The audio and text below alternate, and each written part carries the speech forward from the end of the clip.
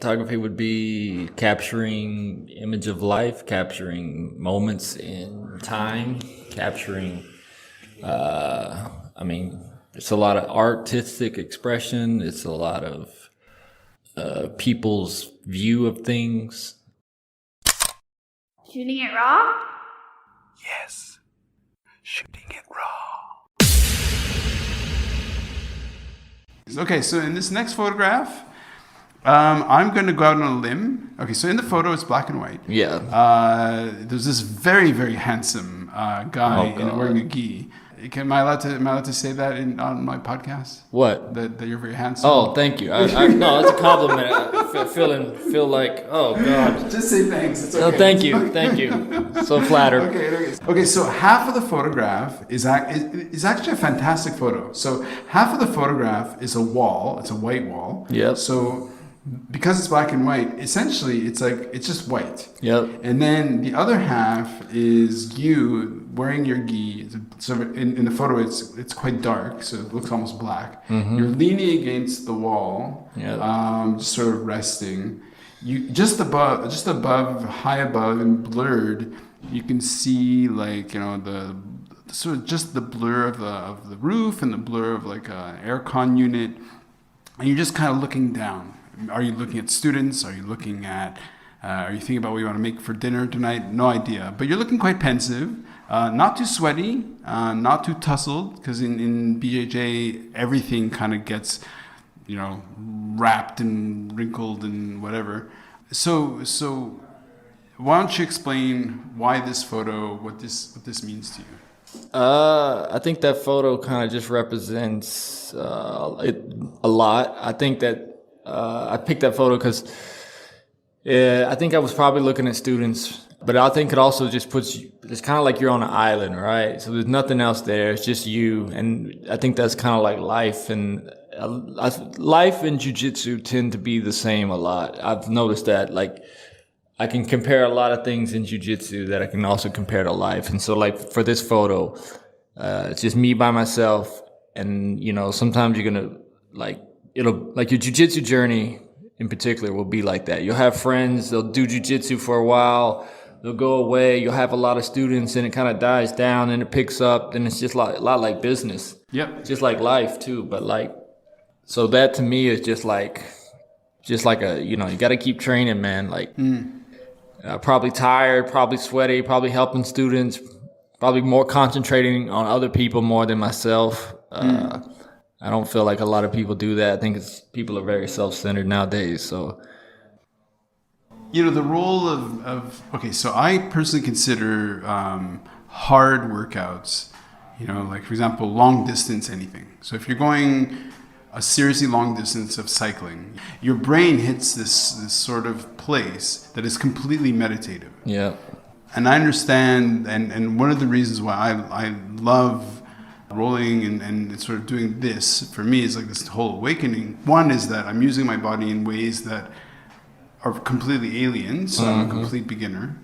The other is that it's so exhausting, right? Like everything is sore, everything's tired, everything's wicked. And to me, that's meditative. After that, it's like you're not in your head, you're completely just physical. So you did a lot of work with the church and as a pastor. You did work in Thailand, which has got to be extremely sobering. Like it's talked about like going into the thick of it. Can you tie those things together? Or is that just jiu-jitsu and missionary stuff? Or everything. Yeah, I mean, you could tie, for instance, for jiu-jitsu, right? Like, it does have a lot of its moments, right? You have your high points and low points, but it's a lot like life, man. Like, it's like you just got to keep getting better every day. You got to keep working on things. Like, you figure things out. So that's the jiu-jitsu part, but it's a lot like life. Like, you're going to fail. You're going to have businesses. You're going to have breakups. You're going to have all these things that are going to happen, man. But, like, you just got to keep going. Like, when I was living in Thailand, like, nobody would have done that. Just like jiu-jitsu. Like, most people drop out of jiu-jitsu. They don't last. Right. Like, to get to a black belt takes, like, 10 years. It's not like a karate where you get there in, like, a few years. So, and there's no way around it. But okay, when I was over there, when I was in Dominican Republic and Colombia doing other mission work, it's like sometimes you're out there by yourself, man. Like nothing's around you, cell phones don't work. Like you just got to keep going, man. It's like there's no way to really shortcut anything. It's just hard work and just. It's a lot of times it's stuff that people don't want to do, which mission work is the same way. Right. Jiu-Jitsu is everybody. I mean, it's addictive, but it's also you there's no shortcuts. You got to just keep going, man. Sure, can't stop. So my work in entrepreneurship and in helping, in terms of business school learning and that kind of stuff. Yeah. Running a business, in a way, you kind of have to invent it each time. And I'm sorry you have to hold up. No, it's all good. Okay. I know your muscles are seriously weak and tired, and you're pantsy. No, I understand. No, I'm good. I'm good. I'll just hold it. Have some coffee. Oh, great. I love coffee.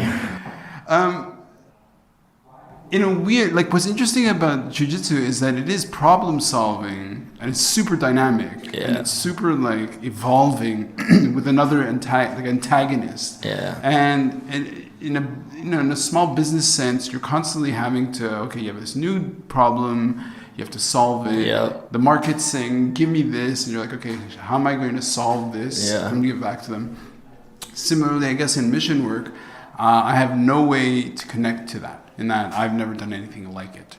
But you're sent into these very desperate situations, and like you said, you're by yourself. You have to kind of solve the problem. Yeah. So, in this particular photograph, in your mind, you chose this because it represents something about you or about the process or whatever that is meaningful. And when I see it as it's a very pensive, self-reflective moment. Yeah, right? yeah.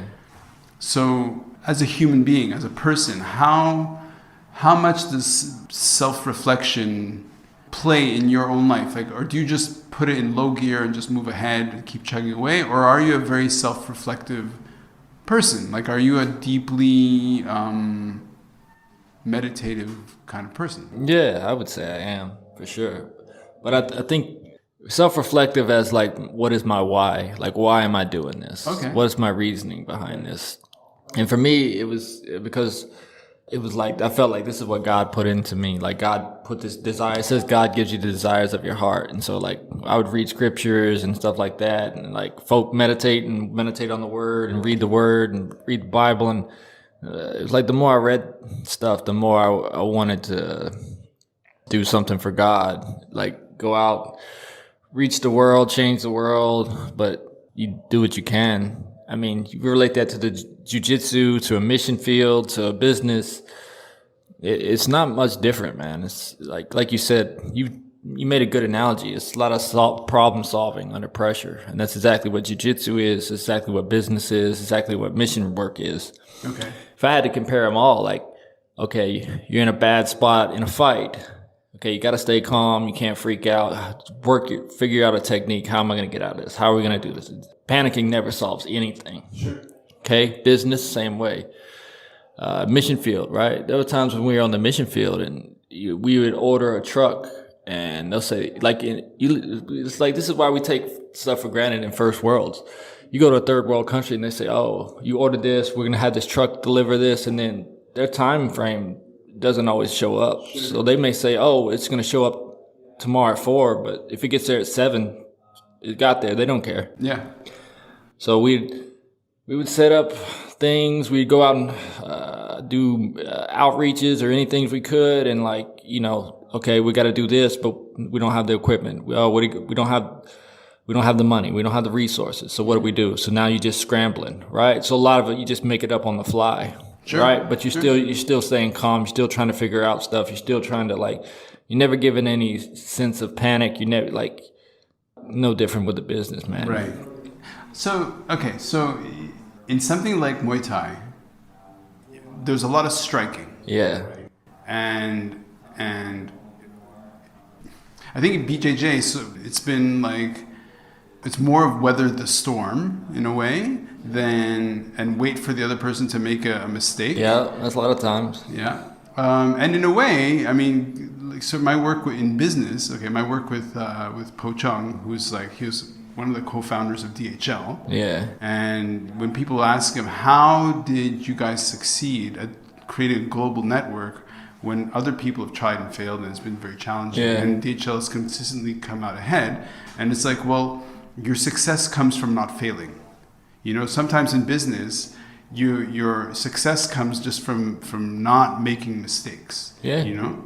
Also, too, is just being waiting for the opportunity. You could put that. Maybe you like in jiu-jitsu, you're waiting for someone to mess up or waiting for an opportunity. Right. Maybe they overcommit. Oh, this is an opportunity to get out. Business, right. Okay, I'm stuck. I'm not going anywhere. But right opportunity just shows up, and you're always looking. Right. You're not just sitting back. So then that's happening. All right. It's the same thing. I think. Yeah. I mean, just from our talking, I'd say that in a weird way, like Muay Thai to me is more hard power.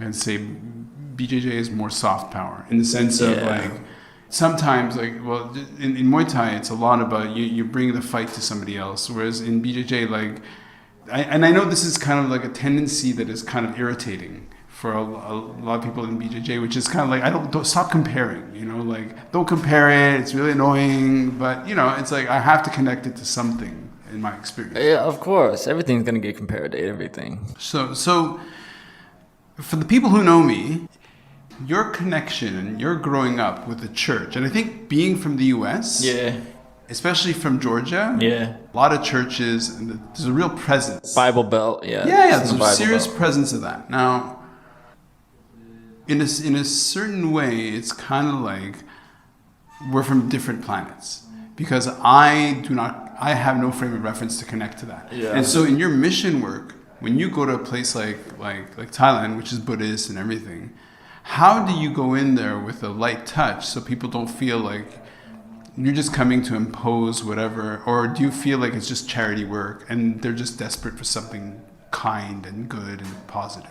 I mean, I feel like even a human being, like you don't go in there and just push stuff on people, but we go in there and just want to help people, love on people, like. You see people that's living in trash cans, like whatever your religion is, man. Like it's just this is brutal, man. Yeah. Like there's no reason for that. So, like to me, it was always like let's just help people out first. Right. Like that's and you don't want to go in there with an agenda. And I felt like we never went in there with an agenda. It was always just like we're just gonna help. If we're not trying to necessarily convert people or anything like that, but it was like.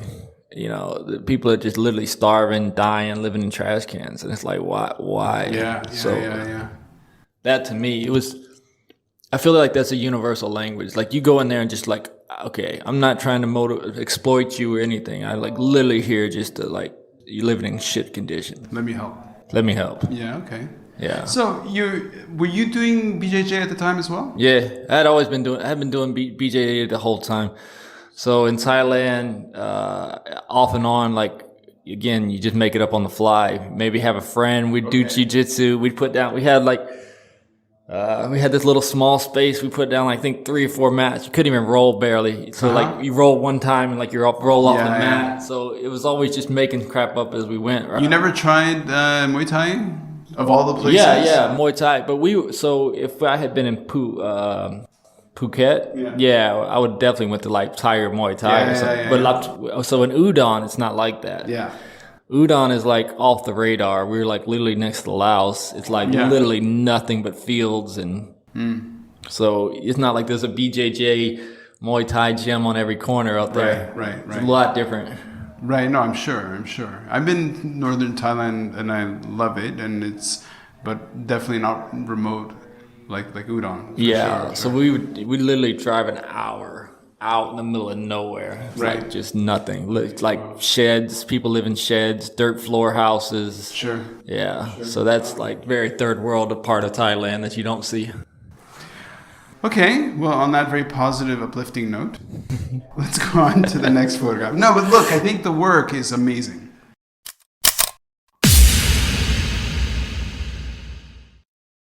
So is life really a gift? Really? Can you make every second count? That's the whole point of the podcast.